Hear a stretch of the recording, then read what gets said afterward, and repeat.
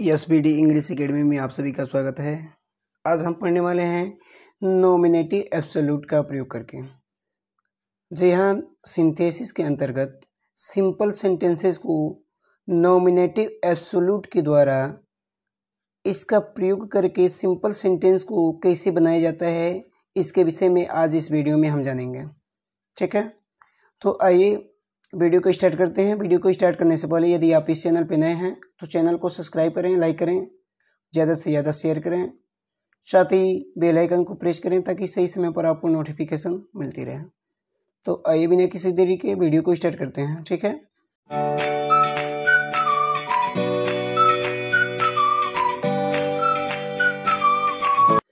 दो रूल हमने पढ़ लिए थे सिंपल सेंटेंस बनाने के। पहला था पार्टिसिपल का प्रयोग करके और दूसरा था इन्फिनेटिव का प्रयोग करके। तीसरा जो रूल है हमारा वह है नॉमिनेटिव एब्सोल्यूट। नॉमिनेटिव एब्सोल्यूट का प्रयोग करके हम सिंपल सेंटेंस को कैसे बना सकते हैं। ठीक है, तो बहुत ही आसान वीडियो होने वाला है, बस आप धैर्यपूर्वक इसको देखते रहिए। ठीक है, यहाँ पे सबसे पहले देखेंगे नॉमिनेटिव एब्सोल्यूट। नॉमिनेटिव जो है वह दो शब्दों से मिलकर बना है। पहला है जो है आपका नॉमिनेटिव और दूसरा है जो है एब्सोल्यूट। नॉमिनेटिव का मतलब होता है सब्जेक्ट यानी कि कर्ता। ठीक है, एब्सोल्यूट और एब्सोल्यूट का मतलब होता है स्वतंत्र। ठीक है, एक चीज इसमें आपको ये ध्यान देना है कि जो आपका नॉमिनेटिव एब्सोल्यूट होता है इसमें जो भी सेंटेंस दिया गया होता है, ठीक है, एक सेंटेंस में आपका रीजन दिखाया गया होता है और दूसरे सेंटेंस में आपका रिजल्ट दिखाया गया होता है। अब ये किसी भी वाक्य में हो सकता है, पहले वाले वाक्य में भी हो सकता है, दूसरे वाले वाक्य में भी हो सकता है, लेकिन दोनों जरूर मौजूद होंगे, रीजन और रिजल्ट। ठीक है, आगे एक चीज इसमें देखेंगे नोट में यहाँ पे दिया गया है कि जिस वाक्य में रीजन होता है मतलब कारण होता है, जिस भी वाक्य में कारण होता है, सब्जेक्ट को हम क्या करते हैं, फ्री करने का काम करते हैं। यानी कि जो रीजन वाला सेंटेंस होता है, जिसमें कारण वाला सेंटेंस होता है, उसके सब्जेक्ट को हम क्या कर देते हैं, फ्री कर देते हैं। ठीक है, और उसी सब्जेक्ट को फ्री करके हम नॉमिनेटिव एब्सोल्यूट का प्रयोग करते हैं। ठीक है, आगे देखते हैं। देखेंगे अभी बताया गया है आपको कि सब्जेक्ट को क्या करना होता है, स्वतंत्र करना होता है। जब तक हम सब्जेक्ट को स्वतंत्र नहीं करेंगे तब तक हम नॉमिनेटिव एब्सोल्यूट के द्वारा सिंपल सेंटेंस को नहीं बना सकते। ठीक है, तो सब्जेक्ट को स्वतंत्र करने के हमारे पास 3 नियम है। यदि आप इस 3 नियम को जान गए तो आप सिंपल सेंटेंस को बहुत ही आसानी तरीके से बना लेंगे। ठीक है, पहला नियम क्या है, अगर हमारा सेंटेंस क्या हो, एक्टिव वॉइस में दिया हो, जो भी आपका रीजन वाला आपका सेंटेंस हो, ठीक है, अगर वह एक्टिव वॉइस में दिया है, ठीक है, तो सबसे पहले हम क्या लिखेंगे, सब्जेक्ट लिखेंगे। इस चीज़ को आप लोग कहीं नोट कर लीजिएगा। ठीक है, अभी इसकी ज़रूरत पड़ने वाली है। सबसे पहले सब्जेक्ट लिखेंगे, उसके बाद क्या लिखेंगे, हैविंग लिखेंगे। सब्जेक्ट के बाद हैविंग प्लस वर्ब का थर्ड फॉर्म और बाकी इसके आगे जो भी सेंटेंस होगा उसको लिख लिया जाएगा। ठीक है, कब लिखेंगे, जब आपका सेंटेंस किस में होगा, एक्टिव वॉइस में होगा। लेकिन यदि आपका सेंटेंस पैसिव वॉइस में है, ठीक है, पैसिव वॉइस में है, तो सब्जेक्ट लिखेंगे, हैविंग लिखेंगे और उसके बाद बीन लिखेंगे, फिर वर्ब का थर्ड फॉर्म लिखेंगे। ठीक है, और इसका प्रयोग करके हम क्या करेंगे, कर्ता को स्वतंत्र कर देंगे। ठीक है, इसके अलावा यदि आपके सेंटेंस में एक्टिव वॉइस भी नहीं है, पैसिव वॉइस भी नहीं है, यानी कि is, am, are, was, were का प्रयोग है। ठीक है, is, am, are, was, were का प्रयोग है। ठीक है, और ये जो है सीधे आपका मेन वर्ब का काम कर रहा हो। ये भी ध्यान देना है कि इसके बाद कोई वर्ब न लगा हो, मेन वर्ब न लगा हो।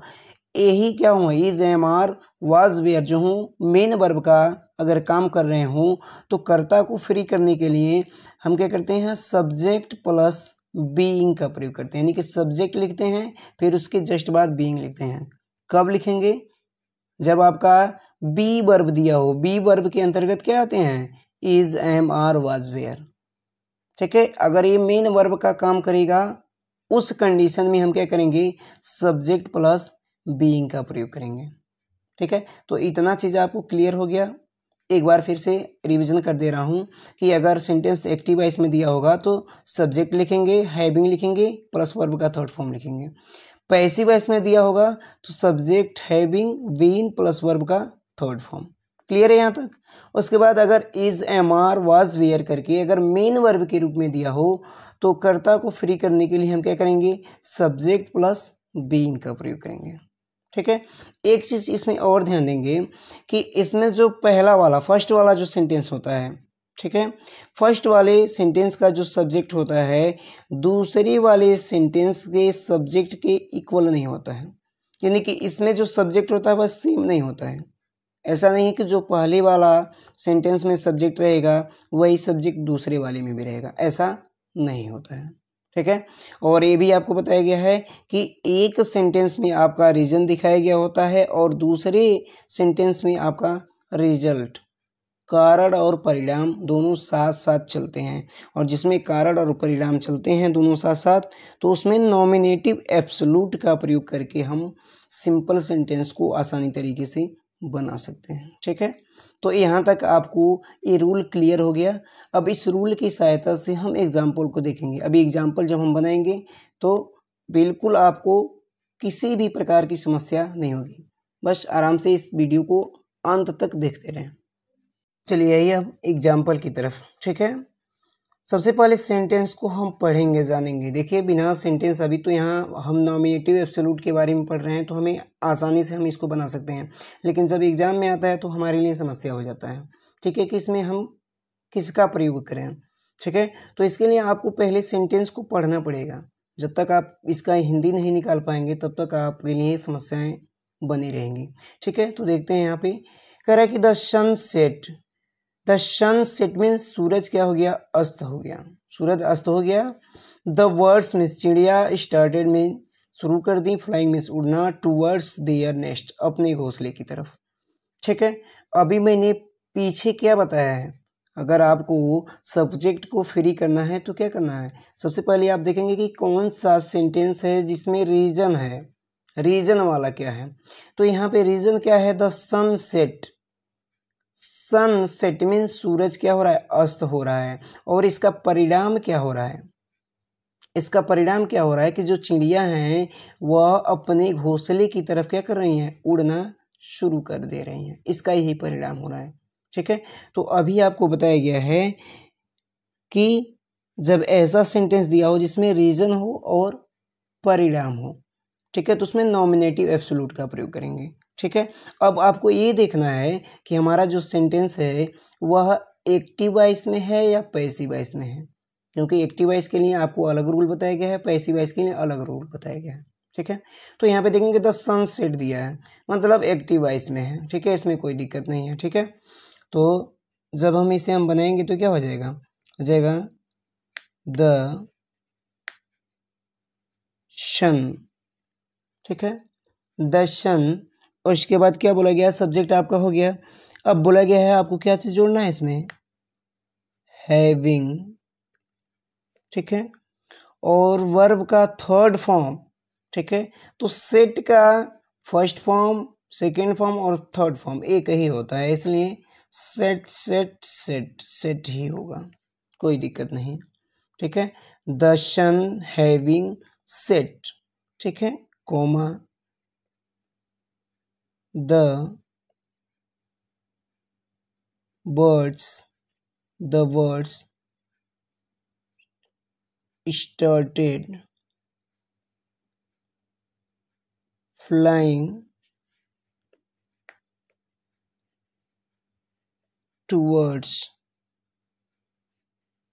their nest। ठीक है, किसी भी प्रकार की कोई समस्या नहीं हुई बनाने में। ठीक है, अभी हम 2-3 एग्जाम्पल जिसे समझेंगे हमें अब एक अच्छी तरीके से समझ में आ जाएगा। ठीक है, अगला देखिए एग्जाम्पल क्या है, कह रहा है कि the teacher entered the class. The teacher entered means प्रवेश किए, द क्लास मीन्स कक्षा में, अध्यापक कक्षा में प्रवेश किए, द बॉयज बिकेम साइलेंट। देख लीजिए, आप खुद यहाँ देख सकते हैं कि कारण और परिणाम दिया है। कारण क्या है, टीचर क्लास में प्रवेश कर रहा है और प्रवेश करने का परिणाम क्या हो रहा है कि बच्चे क्या हो जा रहे हैं, साइलेंट हो जा रहे हैं। ठीक है, अब हमें ये देखना है कि हमारा जो सेंटेंस है वह एक्टिव वॉइस में है या पैसिव वॉइस में है। तो यहाँ पे the teacher entered the class, ठीक है, एकदम बिल्कुल सिंपल सेंटेंस है। ठीक है, एक्टिव वॉइस नहीं है। ठीक है, तो जब इसको हम बनाएंगे क्या हो जाएगा, द टीचर, इसका प्रयोग करेंगे हैविंग और वर्ब का थर्ड फॉर्म, तो इंटर्ड। ठीक है, इंटर्ड थर्ड फॉर्म होता है ENTERED, इंटर्ड द क्लास। ठीक है, comma the boys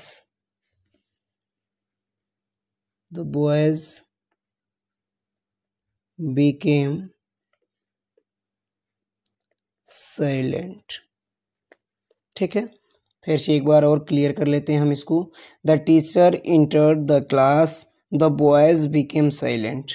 the teacher, having लग गया क्योंकि हमारा एक्टिव वॉइस में दिया है, तो हैविंग लगा के हम नॉमिनेटिव एब्सोल्यूट बना लेंगे और नॉमिनेटिव एब्सोल्यूट बन जाएगा तो हमारा ये सिंपल सेंटेंस बन जाएगा। The teacher having entered the class, the boys became silent. ठीक है, यहाँ तक क्लियर हो गया। ठीक है, आइए हम कुछ और एग्जाम्पल को आगे देखते हैं। ठीक है, आगे देखते हैं। ठीक है, यहाँ पे दिया है the police arrived, the dacoits run away. ठीक है, the police arrived means police पहुंची, द डकैट्स रन अवे, और जो लुटेरे थे या डाकू थे वो क्या हो गए, रन अवे, भाग गए। ठीक है, अब देखिए यहाँ पे रीजन और रिजल्ट क्या हुआ। रीजन आपका है पुलिस पहुंची और इसका परिणाम क्या हुआ कि जो भी डकैत थे या लुटेरे थे वे भाग गए। तो हमें इसमें क्या करना पड़ेगा, सबसे पहले रीजन वाले सेंटेंस को हमें फ्री करना होगा। फ्री करने के लिए हम किसका प्रयोग करेंगे, हैविंग का। हो जाएगा द पुलिस हैविंग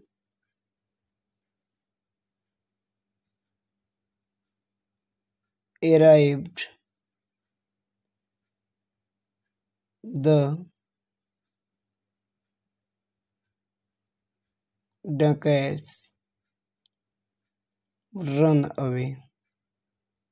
किसी भी प्रकार का अगर आपको डाउट हो तो कमेंट बॉक्स में आप ज़रूर लिखेंगे।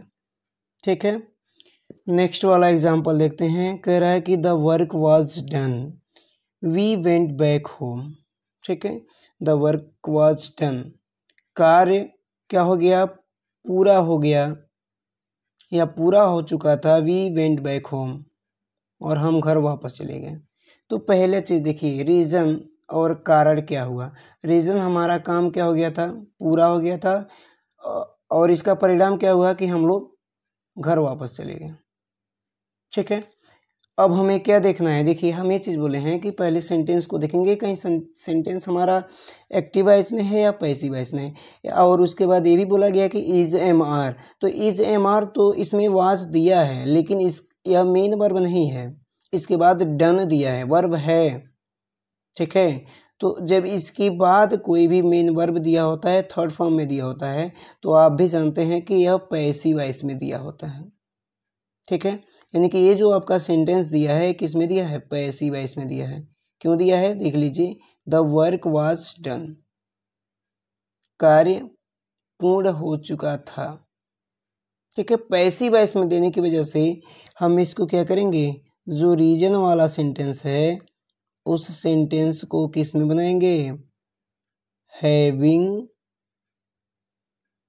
बीन। हैविंग बीन क्या हो जाएगा, done. The work having been done, comma we went back home. Clear हुआ? ठीक है, अगले सेंटेंस को देखते हैं। कह रहे कि my pocket was picked, I had no money for bus fare. ठीक है, अब यहाँ पे फिर वही चीज़ आ गया। देखिए वाज दिया है लेकिन यहाँ पे पिक्ड वर्ब का थर्ड फॉर्म दे दिया है। तो वर्ब का थर्ड फॉर्म हम यूज़ करते हैं किसमें? पैसिव वॉइस में। ठीक है, वाज वेयर। ठीक है, इसके बाद अगर थर्ड फॉर्म देता है तो पैसिव वॉइस में। तो इसको ये पैसिव वॉइस में जो आपका रीजन वाला सेंटेंस है वो किस में दिया है? पैसिव वॉइस में दिया है। अब इसको हम बनाएंगे, क्या हो जाएगा? My pocket having been picked, I had no money for bus fare. ठीक है, क्लियर है, कुछ भी कठिन नहीं है। ठीक है, आगे देखते हैं कुछ अन्य भी। चलिए आगे देखते हैं अगला एग्जाम्पल। कह रहा है the bank was closed, I could not withdraw any money. कह रहा है कि the bank was closed, bank जो था वो बंद था। आई कुड नॉट विड्रॉ, मैं निकाल नहीं सका। एनी मनी मीन्स किसी भी पैसे को, मैं किसी भी पैसे को विड्रॉ नहीं कर सका। तो क्या था यहाँ पे? रीज़न और रिजल्ट। रीज़न क्या था कि बैंक क्लोज था, और क्या था उसका परिणाम जो था वो आपका क्या था? Withdraw, could not withdraw money, कि वो पैसे नहीं निकाल सका। ठीक है, अब देखिए यहाँ पे जो आपका सेंटेंस दिया है द बैंक वाज क्लोज्ड, ये पैसिव वॉइस में दिया हुआ है। ठीक है, और जब मैं बोला हूँ कि जब पैसिव वॉइस में दिया रहेगा तो हम क्या करेंगे? The bank having been closed, I could not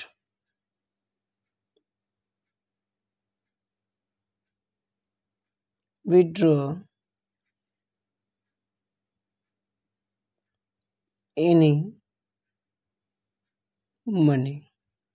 ठीक है, क्लियर है यहाँ तक? ठीक है, अगले एग्जाम्पल में हम देखते हैं। ठीक है, यहाँ पे देखेंगे दिया है it was a holiday, the students did not go to school. It was a holiday, छुट्टी था। The student did not go to school, विद्यार्थी स्कूल नहीं जा रहे थे। ठीक है, अब देखिए क्या चीज़ था? रीज़न क्या था आपका? कि छुट्टी था, और उसका परिणाम क्या हुआ? कि बच्चे स्कूल नहीं जा रहे थे। ठीक है, लेकिन आपको एक चीज़ यहाँ पे नोटिस करनी होगी कि मैंने जो नियम बताए थे उस नियम में ये बताए थे कि जब is am are was were main verb के रूप में काम करे। देखिए इसके बाद कोई वर्ब नहीं है, वाज के बाद कोई वर्ब नहीं है। ठीक है, तो वहाँ पे हम क्या करते हैं? वहाँ पे हम सब्जेक्ट प्लस किसका प्रयोग करते हैं? बीइंग का प्रयोग करेंगे। It being a holiday, comma अगली वाले सेंटेंस को जोड़ देंगे the students did not go to school. ठीक है, फिर से एक बार और समझ लेंगे। मैंने बताया था तीसरा नियम कि यदि is am are was were आपका मेन वर्ब के रूप में दिया हो तो हम सब्जेक्ट लिखते हैं, उसके बाद बीइंग लिखते हैं। ठीक है, नेक्स्ट वाले एग्जाम्पल में ये चीज़ और भी क्लियर हो जाएगा। जैसे यहाँ पे दिया है the class work was over. ठीक है, ये मेन वर्ब के रूप में दिया है। ठीक है, अब इसको बनाएंगे, कैसे बनेगा? The class work being over the students left the class. ठीक है, एक और एग्जांपल यहाँ पे दिया है, the teacher was absent. The teacher was absent, अध्यापक जो थे वह क्या थे, अब्सेंट मीन्स अनुपस्थित थे। The boys did not work, और लड़की क्या कर रहे थे, काम नहीं कर रहे थे। कारण भी दिया है और इसका परिणाम भी दिया है। ठीक है, साथ ही साथ यहाँ पे देखिए जो वाज दिया है वो मेन वर्ब का काम कर रहा है। ठीक है, और जब बोला गया है कि is am are was were main verb के रूप में काम करेगा, तो वहाँ पे हम क्या करेंगे, बीइंग का प्रयोग करेंगे, BEING, क्योंकि ये बी के अंतर्गत आता है। Being absent the boys did not work। ठीक है, क्लियर है। ठीक है, आई होप कि आपको ये वीडियो बहुत ही पसंद आया होगा। अगर वीडियो पसंद आया है तो लाइक करिए और ज़्यादा से ज़्यादा शेयर करिए। ठीक है, मिलते हैं हम अगले वीडियो में, तब तक के लिए नमस्कार।